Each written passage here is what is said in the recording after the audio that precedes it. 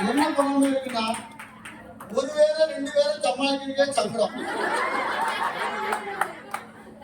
ஏன்னா நம்மளுடைய மாநகராட்சி ஸ்கூல்ல 25 ஆண்டு காலமாக நீங்க எப்படி இந்த தொடர்பு உண்டு?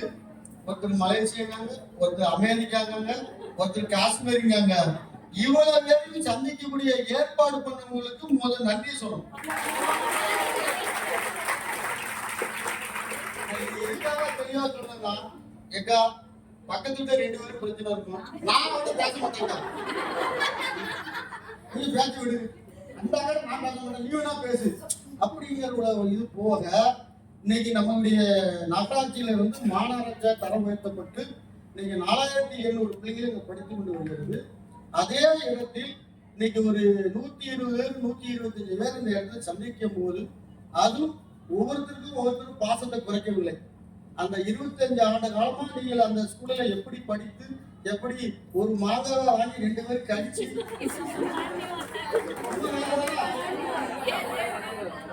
ஏன்னா அப்பந்தான் நம்முடைய பாசத்தை தெளிவுபடுத்த முடியும். நீங்க அந்த ஒரு மாங்காய் வாங்கினோம்னா எப்படி ஒண்ணுதானே வந்து கூப்பிட்டு எங்க அம்மா நானே கூப்பிட்டா அந்த மாங்காய் தானே வாங்கினேன் கறி கட்டிட்டான். அப்படி அந்த உணவும் அந்த பாசமும் அந்த இடத்துல இருந்த போய்தான் அந்த ரத்த பாசம் அந்த எச்சி பாசம் தான் உங்களை இந்த இடத்துல உயர்ந்த இடத்தில் நீங்க உட்கார காரணம் அந்த பாசம். சகோதரன் பாபு அவருடைய தந்தையார் வந்து துணைவியாருடைய வந்து அவரு சப்ரீஸ் ஆஃபீஸ்ல வேலை பார்த்தாப்புல என்னோட வந்து ஆனா ஒரு 5 நிமிஷம் வரலாமா அப்படின்னா என்னுடைய மனசுல என்ன தோணுச்சுன்னா இன்னைக்கு நிகழ்ச்சி நிறைய இருக்கு. உங்களை மாதிரி நான் பெரிய சினிபேட்டரும் கிடையாது, பெரிய ஆக்டரும் கிடையாது.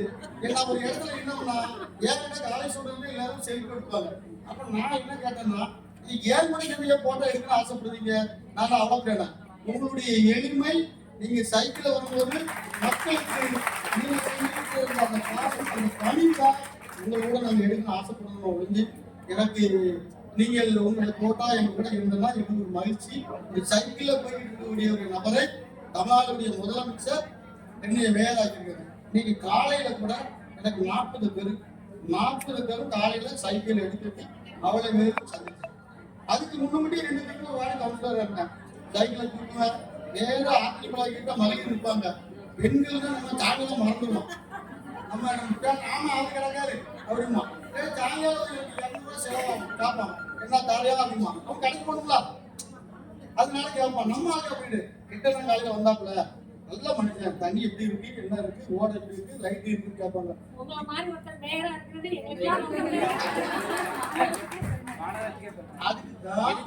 அப்படி தம்பி வீடு அடுத்த வார்டு வேற, அந்த ஏத்த வீடு அப்பாலாம் எனக்கு ஒரு நண்பர்.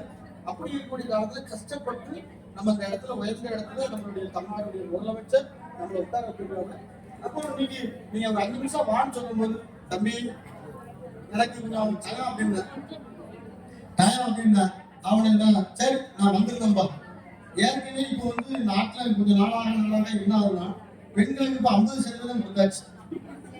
எத்தனை 50% எனக்கு நான் வாக்கிங் போகும்போது காலையில் 4 வாக்கிங் போகும்போது நான் வாக்கிங் போவேன்.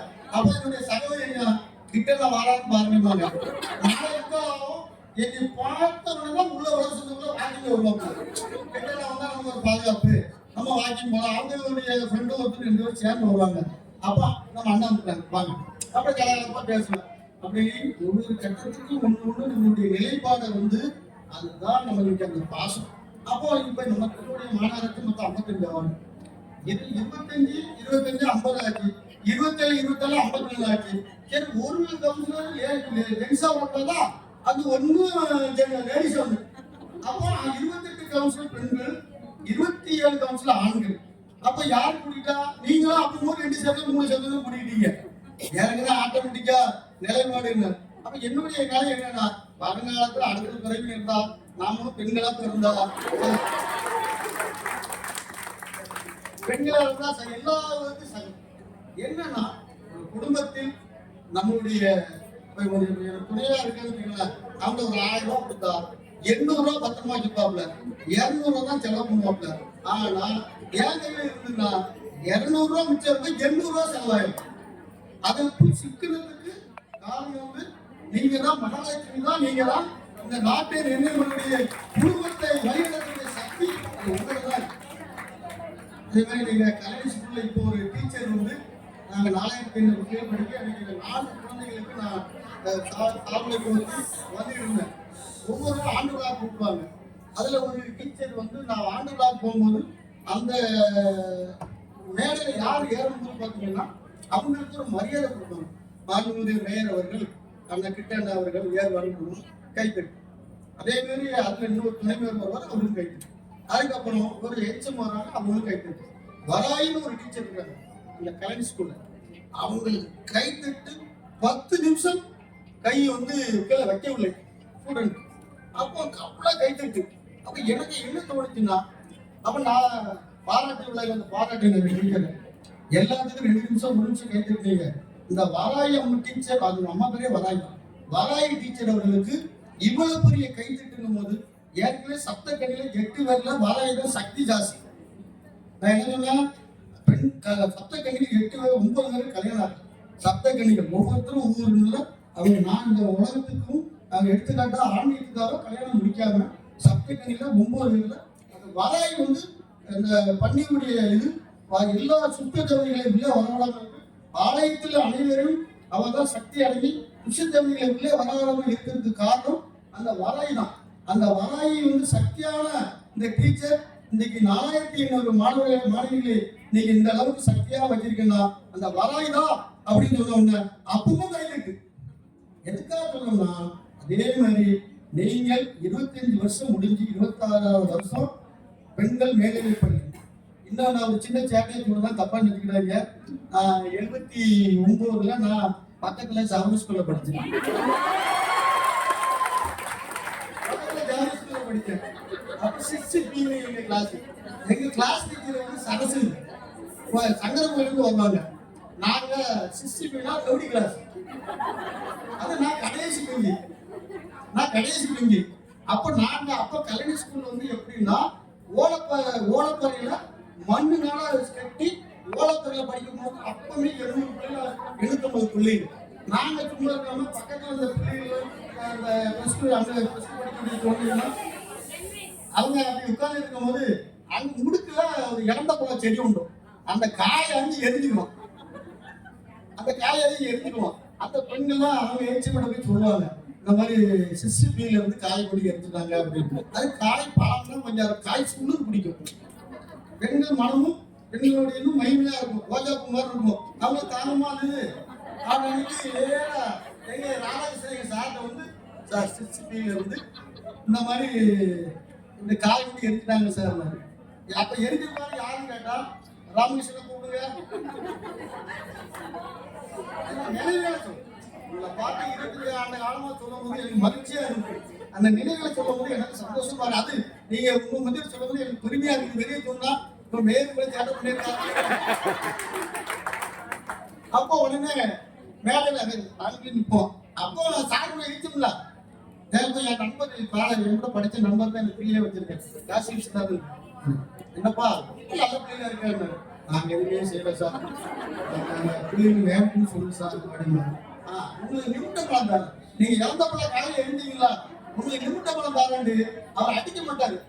பரமட்டு அவர் பேர் ராதாகிருஷ்ணன். அப்போ மொத்தம் ராமகிருஷ்ணன் வாங்குவாரு. இப்படி வச்சுட்டு அமுக்குவாரு பாருங்க, கீழே வருவாரு. மொத்தமா நிமிட்ட பழம் இதுதான் அப்படின்னா என்ன காரணம், அந்த வயசு கலகலப்பு. நீங்க இருக்கக்கூடிய காலங்களும் அந்த மகிழ்ச்சியான காலங்களை நீங்கள் கொண்டு வந்து அந்த மகிழ்ச்சியான காலம் 25 ஆண்டுகள் வேற பேக்கி இருக்கக்கூடிய ஆட்களாக இருக்கீங்க. இப்போ சகோதரிலாம் பார்த்தா இன்னும் எங்கேயா இருக்கணும் போது ரொம்ப சந்தோஷமா இருக்கு. இப்போ வெளியே சொல்ல முடியாது, வேற இடத்துல அப்படி வேற இடத்துல சக்கரமா இருக்கும். அதனால ஒவ்வொருடைய எண்ணமும் ஆசமும் மகிழ்ச்சியாக இருக்கு. இதுல வந்து ஒற்றுமையா சேர்ந்து இவ்வளவு ஒற்றுமையா வளர்க்கும் இந்த இடத்துல சந்திக்கிறதுக்கும் எனக்கு கூட இருந்து எல்லாரும் இந்த நிகழ்ச்சியில் பெண்களுக்கு மட்டும்தான் முக்கியம் அப்படின்னாங்க. தம்பியை பார்த்து படிக்க ஆம்பளை எனக்கு துணைக்கு எனக்கு பயமா இருக்கலாம். அவ்வளவு பெண்கள் ஆம்பளை இருக்க முடியாது. அவங்க செக்யூரிட்டி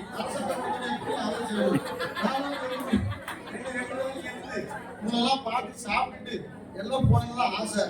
நிறைய பேர் காலேஜ் எடுத்துக்காக உட்கார்ந்துருக்காங்க. உங்களுடைய சிரிப்பும் உங்களுடைய பாசமும் பணம் ஏற்றத்தாழ்வா கடவுள் கொடுப்பாங்க. ஆனா சிரிப்பையும் பாசத்தை கடவுள் பறிக்க மாட்டார்கள்.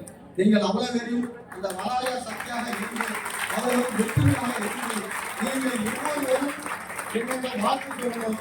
அதனால இந்த அருமையான நிகழ்ச்சியை என்னை அழைத்து இந்த பேச வாய்ப்பு கொடுத்த தம்பி பாபு அவருடைய துணைவியார் மற்றும் அனைத்து சகோதரிக்கு மனமார்ந்த நிகழ்ச்சிக்கு உதவுகிறேன். நன்றி.